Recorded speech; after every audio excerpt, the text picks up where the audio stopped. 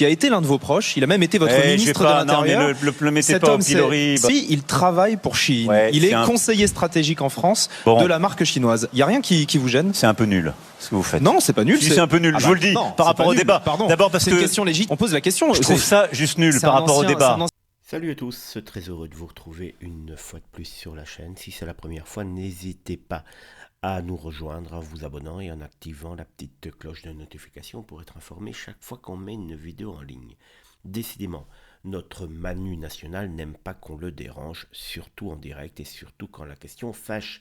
Ce mardi 10 juin, sur France 2, dans l'émission Urgence Océan, présentée par Léa Salamé et Hugo Clément, le chef de l'État s'est visiblement agacé d'une question pourtant incontournable.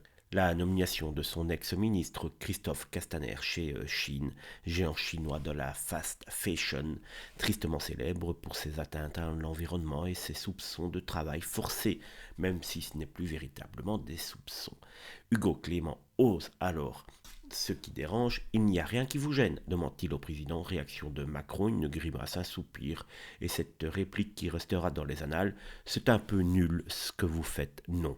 Traduction, quand on parle d'écologie, il ne faut surtout pas évoquer les contradictions criantes du pouvoir. Surtout, il ne faut pas embêter le roi Macron. Mais la pilule ne passe pas. Christophe Castaner bosse pour Shein tout en présidant le grand port de Marseille. Et oui, pourquoi pas cumuler, on le sait, tout en haut de l'échiquier, ils aiment bien le pognon. Une entreprise qui pollue la planète et qui exploite des travailleurs. Et qu'on parle de décarbonation sérieusement. Le président tente de rattraper le coup, défendant son bilan, évoquant les efforts sur la pêche, raisonner la ratification du traité de protection de la haute mer, mais la séquence a déjà fait son effet.